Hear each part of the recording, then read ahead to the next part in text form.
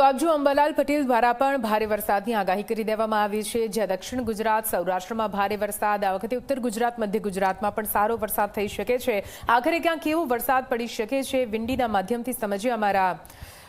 થોડી જ વારમાં અમારા સહયોગી અમારી સાથે જોડાશે. પણ આપ જુઓ, કચ્છના ભાગોમાં પણ વરસાદ પડી શકે છે તે પ્રકારની આગાહી કરવામાં આવી છે. અંબાલાલ પટેલે વરસાદને લઈને આ મોટી આગાહી કરી છે. ઉત્તર ગુજરાત અને કચ્છ આ બે એવા વિસ્તાર હતા જ્યાં ઓછો વરસાદ, અને એટલા માટે જ આગામી 48 કલાકમાં આ વિસ્તારોમાં પણ સારો એવો વરસાદ નોંધાશે તેવી આગાહી કરવામાં આવી છે.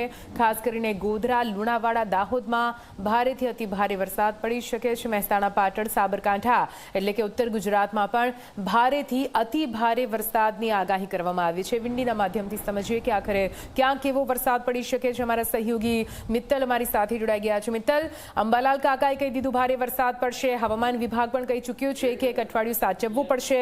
વિંડી શું કહી રહી છે, ક્યાં કેવો વરસાદ પડી શકે છે, અત્યારે હાલ શું કઈ માહોલ વરસાદને લઈને? મિત્તલ. બિલકુલ નિધિ, ખૂબ સારા સમાચાર છે ખાસ કરી અમદાવાદ માટે, કારણ કે અમદાવાદમાં પણ અત્યારે ધીમી ધારે વરસાદની શરૂઆત થઈ ચૂકી છે અને હવામાન વિભાગ તરફથી અને અંબાલાલ પટેલે પણ હવે અમદાવાદ, ગાંધીનગર માટે વરસાદની આગાહી કરી છે. દક્ષિણ ગુજરાતમાં તો સતત વરસાદ નોંધાઈ જ રહ્યો છે, પણ હવે ઉત્તર ગુજરાતમાં પણ વરસાદની આગાહી કરવામાં આવી છે. સૌપ્રથમ આજની વાત કરીએ નિધિ કે આજે ક્યાં ક્યાં વરસાદ થઈ શકે છે. તો ઝી 24 કલાકના દર્શક મિત્રોને ખાસ જણાવવાનું કે આજે રાજ્યભરમાં છૂટોછવાયો વરસાદ થવાનો છે. એટલે રાજ્યભરમાં ક્યાંક છૂટો છવાયો તો ક્યાંક ધોધમાર વરસાદ થશે. પણ દક્ષિણ ગુજરાતમાં ખાસ કરીને જો વાત કરવામાં આવે તો દક્ષિણ ગુજરાતમાં ભારે વરસાદની આગાહી કરવામાં આવી છે. દક્ષિણ ગુજરાતની જો આપણે વાત કરવામાં આવે તો ભારે વરસાદની કઈ કઈ જગ્યાએ આગાહી કરવામાં આવી છે.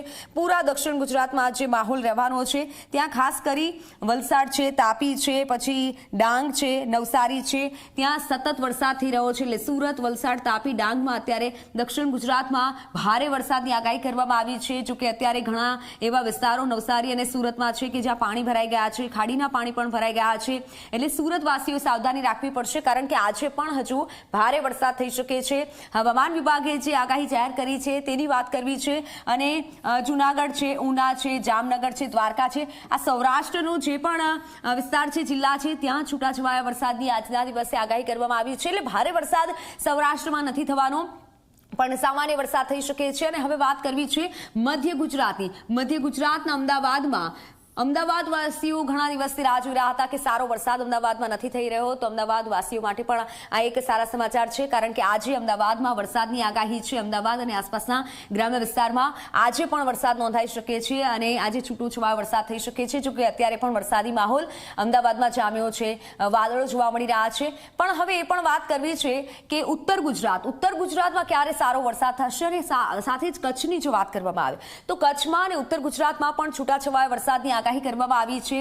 કચ્છના નલિયા છે, ખાવડા છે, ગાંધીધામ, ત્યાં છૂટો છવાયો વરસાદ થઈ શકે છે. જે અત્યાર સુધી સારો વરસાદ નથી પડ્યો, પણ હવે ઉત્તર ગુજરાત અને કચ્છ માટે હવામાન વિભાગ તરફથી આજના દિવસે આગાહી કરવામાં આવી છે.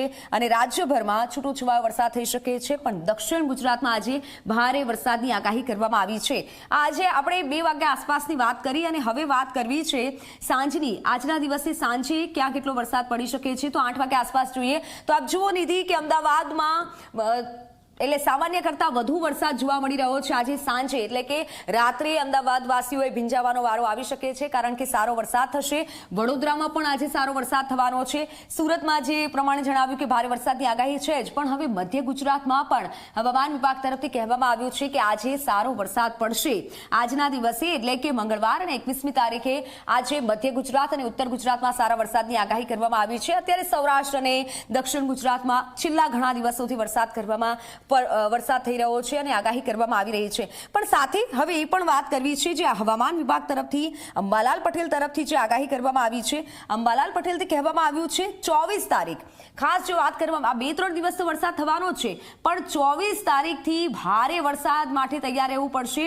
ધોધમાર વરસાદ 24 તારીખે પણ થવાનો છે. અને જે મધ્યપ્રદેશ અને મહારાષ્ટ્રમાં જે વરસાદ થઈ રહ્યો છે તેની અસર જોવા મળશે ઉત્તર ગુજરાતમાં અને મધ્ય ગુજરાતમાં જોવા મળશે. એટલે 24 તારીખ તારીખથી સતત વરસાદની આગાહી કરવામાં આવી છે. એટલે મહિનાનું જે છેલ્લું અઠવાડિયું છે ત્યાં ભારે વરસાદ થઈ શકે છે અને ત્યાં આગાહી કરવામાં આવી છે. હવે આવતીકાલની વાત પણ કરી દઈએ કે આવતીકાલે ક્યાં વરસાદ થશે. તો રાજ્યમાં છૂટોછવાયા વરસાદની આગાહી તો કરવામાં આવી છે, પણ સુરતવાસીઓએ ખાસ કરી વલસાડ અને સુરતવાસીઓ આવતીકાલે પણ સાવધાની રાખવી પડશે, કારણ કે આવતીકાલે ભારે વરસાદ થવાનો છે. આપ જોઈ લો, આવતીકાલે સુરતમાં, દક્ષિણ ગુજરાતમાં ભારે વરસાદની આવતીકાલે આગાહી કરવામાં આવી છે. અત્યારથી પાણી ભરાઈ ગયા છે.